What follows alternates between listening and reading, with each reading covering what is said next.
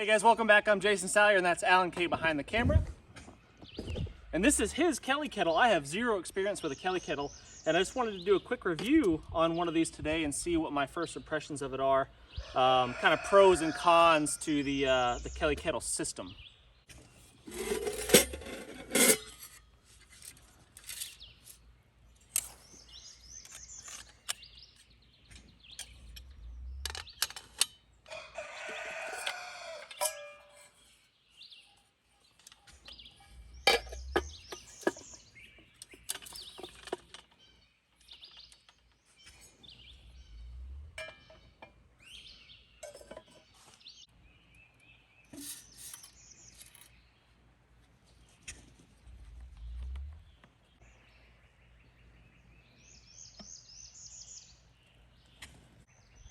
Takes roughly half of a canteen, I think, is what the capacity of it is.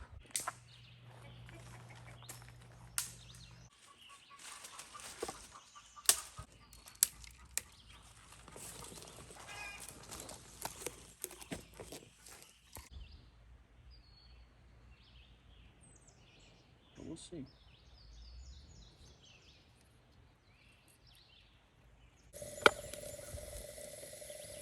So I've basically got boiling water in here already, and this has been just a couple minutes, a few, like a handful of twigs, and water is boiling in there. It's a little bit, first impressions, it's a little bit of a pain in the neck to get it lit, but once you get it going, it's immediately heating that water. I mean, super fast, and it's not smoking much, even considering how wet this kindling is that I've collected. It's all wet. Everything that I have here is wet. But once it gets going and actually burning efficiently, it's not really smoking very much. And that water is already clean to drink, basically. It would be a very good idea to not fill this pot too full because it's gonna try to boil over and put my fire out. So that's a thing that you're gonna have to be cautious about. Probably give it at least an inch or so of headspace down there.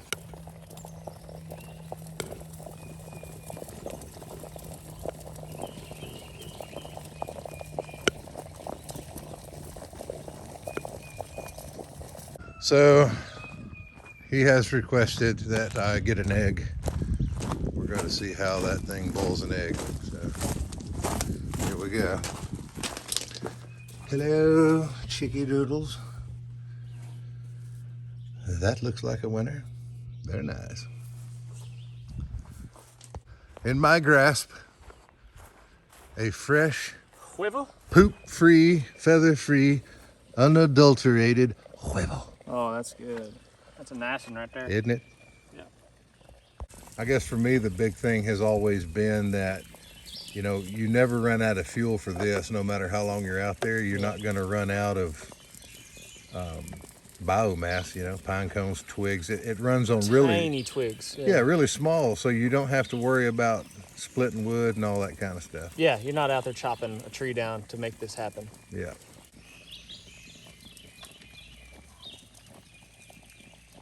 Go. And just for fun, maybe we'll put the stopwatch on it. Okay. See how long that takes. Yeah, and this one is the Scout. It's the smallest of the models, and the pots are progressively larger depending upon which one you use. I do have the large one. It's called a base camp, but it's in another camp right now on the other end of the property. Yeah, I would say probably the biggest downside to this thing is just how big it is. And this is the small one, right?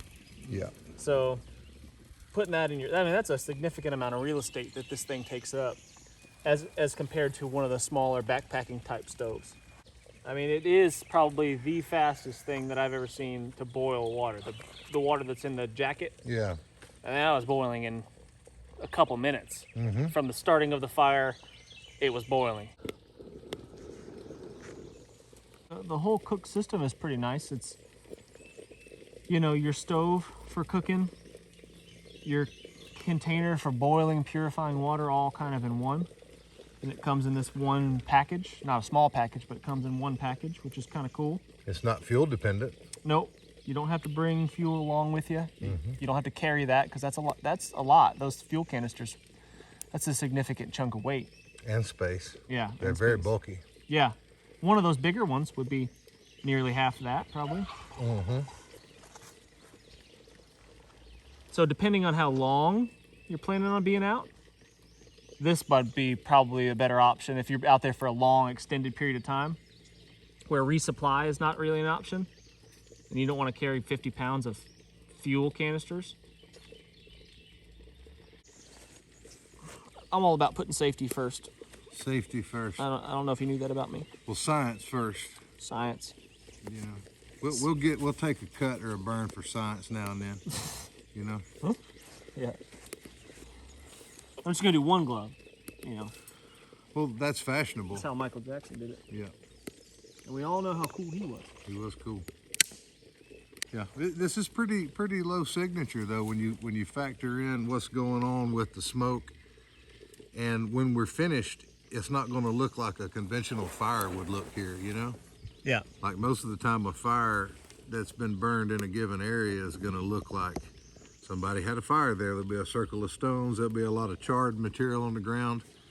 You know. Yeah, and pretty much none of that's going to be the case with this, right? And with this, you pick the combustion chamber up, and you have just dust and maybe a little residue of twigs. You just throw it in the creek, or you Scatter just it, flip it out in the air, and it doesn't leave much trace.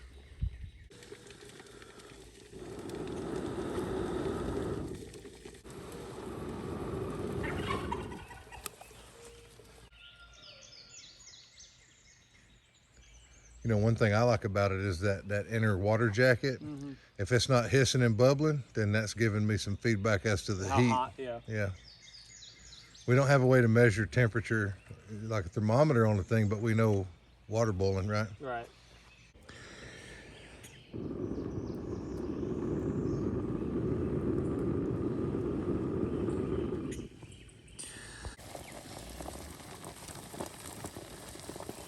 Got hot now.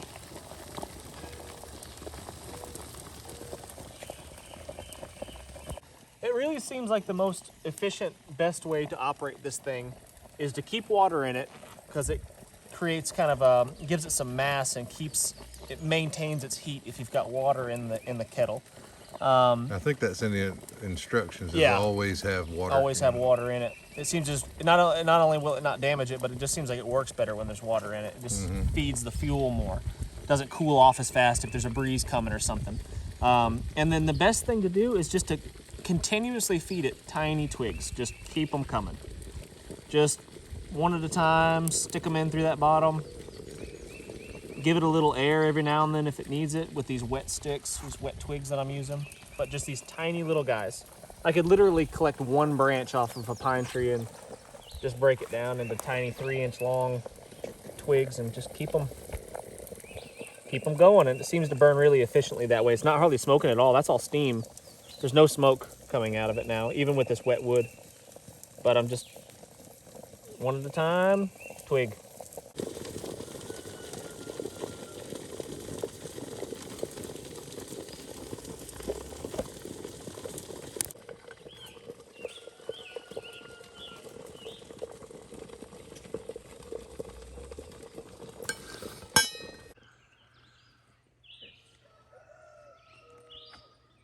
Hey.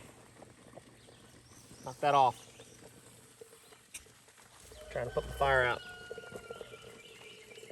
Eggs boiling. How does that make you feel? I feel pretty good about it. It took a lot longer than I expected. I don't know. I'm not really big into reading instructions on things. I don't do that. I like to just figure it out. And if it's not an intuitive kind of thing, then I'm pretty much not interested in it anyway. You know what I mean? If I can't just figure it out by looking at it, I don't really, and then it's too complicated for me. My simple brain, I guess. So how do I feel about the Kelly Kettle? For boiling water, it is crazy fast and uses almost no fuel. I mean, this right here would probably boil the jacket of water right there, half of a canteen cup, when I think that's pretty amazing. And it really fast. It takes a little bit of technique, a little bit of practice, I think, to get it figured out, to make sure it burns efficiently.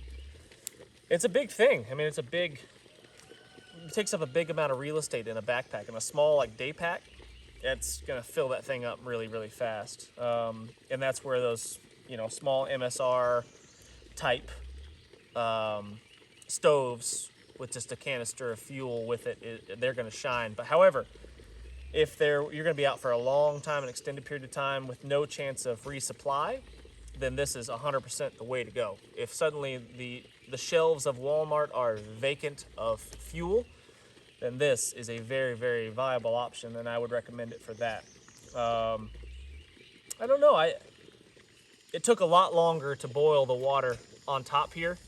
You got to really stoke it up. Then this thing needs to be raging in order to get that cooking on top, which I was surprised. 32 minutes and 40 seconds. Yeah, it took a lot longer than I expected. And I know somebody watching this video is gonna be like, oh, well, you didn't do the thing with the thing and you should have, you know, turned it towards the east and approximately that kind of stuff. But Well, this is your first time using Yeah. it, and that's the reason I wanted you to be the face of this review. Is I've used that thing a lot, and I wanted to see like somebody that's never touched it.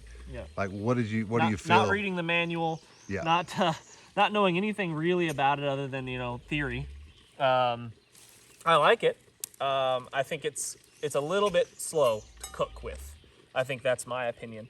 It's probably a lot of it's user error. I get that, but if you're heating water to stick into some freeze dried, super quick. yeah, dude. If your goal is just to boil the water, in the jacket, that thing is The fastest thing I've it ever is seen. fast. Yeah, really fast. Just a handful of twigs, just literally a handful of fistful sized twigs, and you've got that water boiling really, really quick. So that's pretty awesome.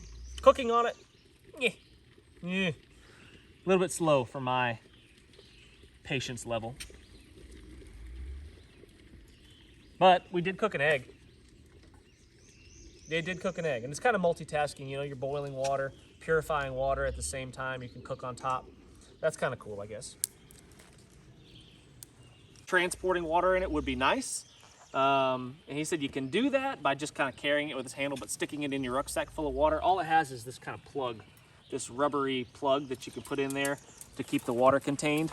And they do that for safety reasons, obviously, Do because some hand shots of that plugging and unplugging. so if I plug the water in, the steam, the pressure's going to rise and it's going to pop this thing out, and that's why they don't have a screw cap on there. But that makes it not ideal for carrying water. If people weren't dummies, then I guess you could put a screw cap on that, but I don't think the company would want to risk that. Risk a pipe bomb going off. All right, guys, thanks for watching. Hit the thumbs up, subscribe if you haven't done so already. Leave us a comment. Today's comment is, what's your favorite flower? So leave that in the comments. It helps with the YouTube voodoo algorithms, and we will see you on the next video.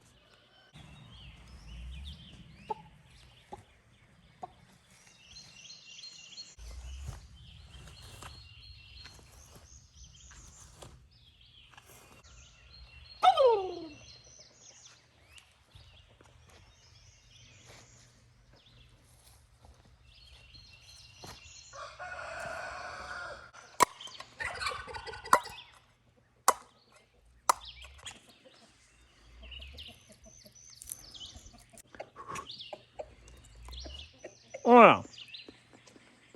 Cooked to perfection. Only took half an hour.